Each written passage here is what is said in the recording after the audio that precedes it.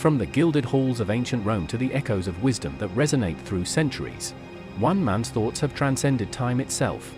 Marcus Aurelius, a philosopher, a warrior, an emperor, a man burdened with the weight of ruling an empire, yet driven by an unyielding quest for inner peace and virtue.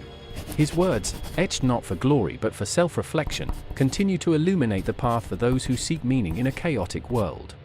Today, we journey into the mind of one of history's greatest thinkers, an emperor who proved that true strength lies not in conquest, but in wisdom, humility, and the mastery of the self.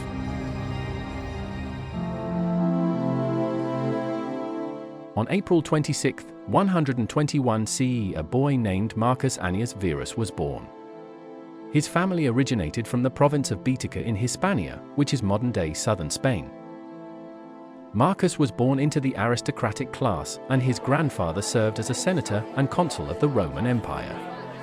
His father died when Marcus was only 3 years old, leaving him to be raised by his mother Domitia Lucilla. Domitia Lucilla was a woman of exceptional virtue and played a significant role in shaping Marcus' character. She came from a wealthy family and owned the famous Domitian brickworks, which provided much of the material for Roman construction. Marcus showed early signs of intelligence, discipline, and a precocious nature, earning him a reputation as an exceptional child. At an early age, he was introduced to Stoic philosophy, which would profoundly impact his life and reign. He was particularly drawn to simplicity and self-control, even rejecting the luxurious trappings of Roman aristocracy. He even reportedly slept on the ground before being persuaded to bed. Marcus Aurelius' life took a decisive turn in 138 CE when the reigning emperor Hadrian adopted Antoninus Pius as his heir, on the condition that Antoninus adopt both Marcus and another young noble, Lucius Verus. Marcus, only 17 at the time, became the designated successor to Antoninus Pius. Hadrian saw immense potential in Marcus, whom he nicknamed Verissimus, meaning most truthful. After his adoption, Marcus was given the name Marcus Aelius Aurelius Verus and began a rigorous education designed for future emperors. Under the guidance of Antoninus Pius, Marcus received training in law, administration, and governance. He also studied rhetoric, philosophy, and literature under some of the greatest minds of his time, including Herds Atticus, a famed rhetorician, and Fronto, a master of Latin prose. Fronto described Marcus as an exemplary student with a sharp intellect and an intense desire to improve. While Marcus was exposed to various schools of philosophy, it was Stoicism that left the deepest impression on him. The Stoic philosopher Epictetus and the works of Seneca became his lifelong inspirations. Marcus married Faustina the Younger, the daughter of Antoninus Pius, in 145 CE. Their marriage, while sometimes strained due to rumors of Faustina's infidelity, produced 14 children, though many of them died in infancy. When Antoninus Pius died in 161 CE, Marcus Aurelius ascended to the throne.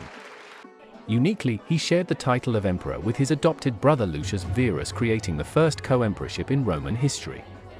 While Marcus was the senior emperor and primary decision-maker, he maintained a collaborative relationship with Lucius. Their reign began under difficult circumstances, including war and plague.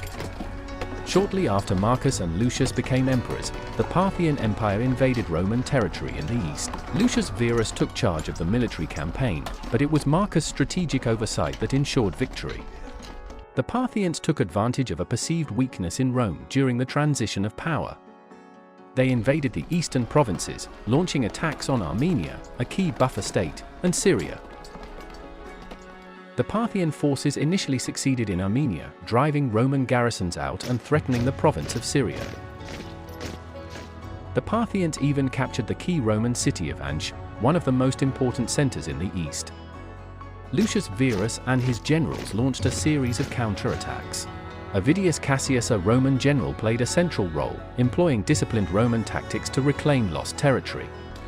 The Romans pushed into Armenia and decisively defeated the Parthian-backed forces there. They reinstated a pro-Roman ruler, restoring Armenia as a Roman protectorate. Next, the campaign turned southward into Mesopotamia. Roman forces crossed the Euphrates River and advanced deep into Parthian territory, targeting cities and military installations. Cassius led a bold and highly successful offensive into the Parthian heartland. In 165 CE, Roman forces captured and sacked Seleucia, a key Parthian city on the Tigris River.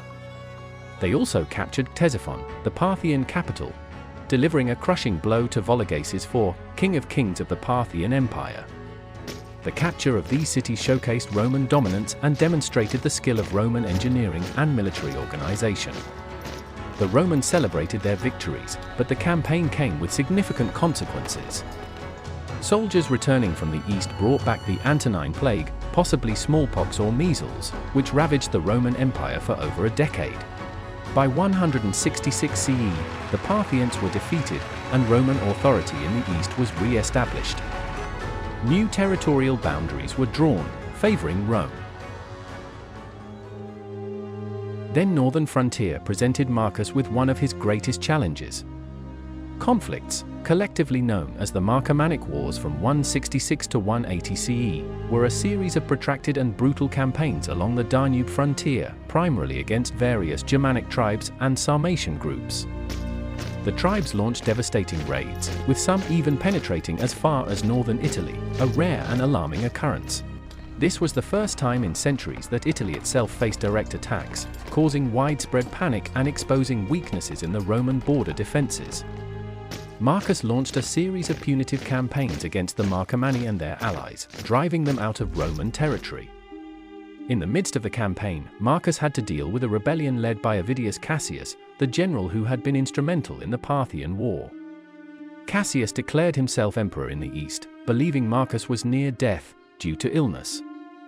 Marcus ended the rebellion without bloodshed. Cassius was assassinated by his own troops, but the interruption delayed the northern campaign and allowed the Germanic tribes to regroup. The Marcomannic Wars were a defining chapter of Marcus Aurelius' reign, showcasing his steadfast commitment to duty in the face of immense challenges. Though he ultimately secured the northern frontier during his lifetime, the strain these wars placed on the empire hinted at deeper structural issues that would later contribute to Rome's decline. In the midst of wars, conflict, and plagues, Marcus also worked to maintain the empire's vast bureaucracy, ensuring stability in an era of great turmoil. He ruled with a deep sense of responsibility, adhering to his Stoic principles of justice, temperance, and duty.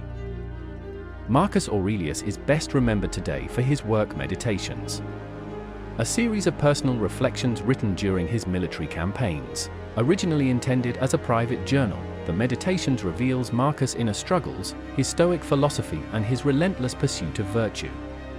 A core Stoic idea in Meditations is the acceptance of events beyond one's control, which are governed by nature or providence. Marcus urges himself to embrace life as it unfolds, without resentment or resistance. Marcus repeatedly emphasizes that the only true good is moral virtue, living in accordance with reason, justice, courage, and temperance. He reminds himself to focus on actions that align with virtue, regardless of external success or failure. Marcus advocates for the use of reason to guide thoughts and actions. He stresses the importance of controlling emotions and desires, which often lead to unnecessary suffering. Marcus' reign was not perfect. No ruler's ever is. But his legacy endures, not in monuments, nor in conquests, but in the wisdom he left behind for those who seek to live with honor and purpose.